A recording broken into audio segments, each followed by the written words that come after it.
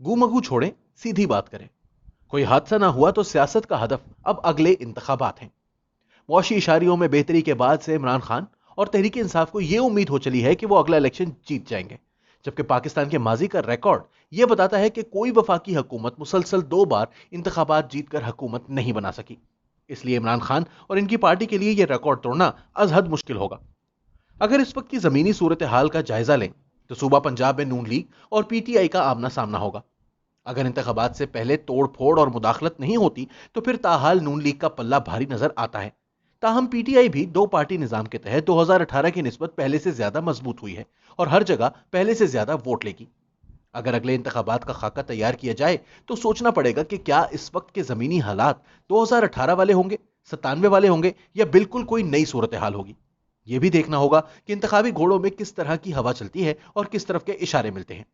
साफ बात है कि अगर तो नून लीग को बारी नहीं मिलनी तो अगले इंतखाबात से पहले पहले नून लीग के अंदर धड़ेबंदियां वाज़ेह करने की कोशिश की जाएगी, और अगर पीटीआई को दोबारा बारी नहीं देनी तो फिर पीटीआई के अंदर से तरीन ग्रुप के बाद एक और बड़ा धड़ा रूनुमा होगा जो बिल आखिर अपनी सफ़े अलग कर लेगा।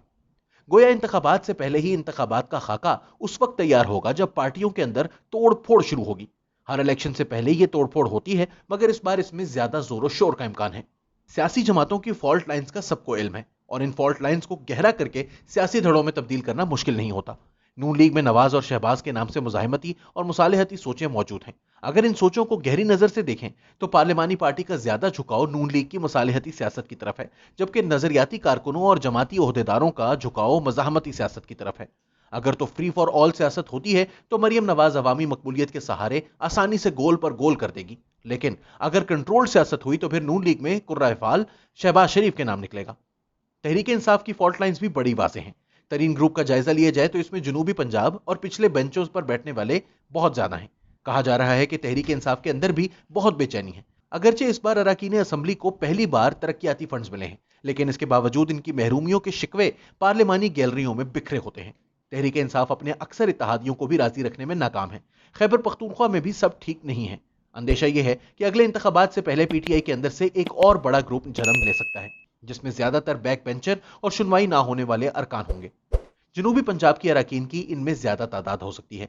अगर तो ऐसा ग्रुप वाकई सामने आ गया और फिर पीटीआई ने तरीन ग्रुप को भी टिकट ना दिए तो पीटीआई के लिए इंतखाबी घोड़े कम रह जाएंगे और इनके मुखालिफ तहरीक से अलग होने वाले इंतखाबी घोड़ों को अपनी सब्ज चरागाहों में मदऊ कर लेंगे।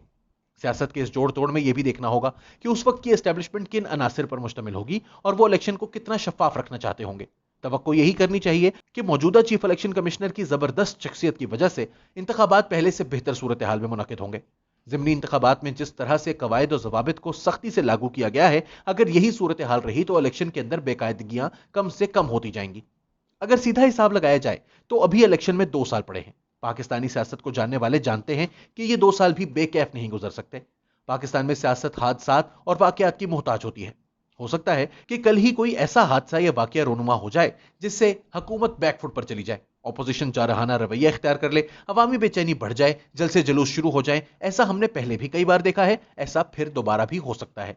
पाकिस्तान जैसे तीसरी दुनिया के मुल्क में बैरूनी अवामिल भी बहुत असरअंदाज होते हैं। अफगानिस्तान से अमरीकी अफवाज के इनखला और तालिबान की आए रोज फतूहात के बाद पाकिस्तान एक बार फिर बैरूनी तवज्जो का मरकज बनेगा। पाकिस्तान अगर तालिबान की मदद नहीं भी करता और इसके बावजूद वो फतूहात हासिल करते हैं तो इल्जाम पाकिस्तान पर लगेगा। दूसरी तरफ अगर तालिबान पर ड्रोन हमले होते हैं, चाहे वो अफगानिस्तान में हो, पाकिस्तान में तो कई तालिबान की उंगलियां हमारी तरफ उठेंगी। पाकिस्तानी तालिबान तो पहले ही पाकिस्तान के खिलाफ धमाकों में मुलव्विस हैं। गर्ज ये कि पाकिस्तान आने वाले चंद बरसों में इंतहाई मुश्किल सूरत हाल में होगा। हम तस्लीम करें या ना करें, दुनिया को हम पर शक है कि हम अमेरिका और मगरबी दुनिया के साथ डबल गेम खेलते हैं। हम इनसे इमदाद लेते हैं, बज़ाहिर उनके इत्तेहादी भी होते हैं, मगर अंदर से तालिबान की भी मदद करते हैं। मौजूदा फौजी और कौमी क़यादत इस बहरान से निकलने की संजीदा कोशिश में है।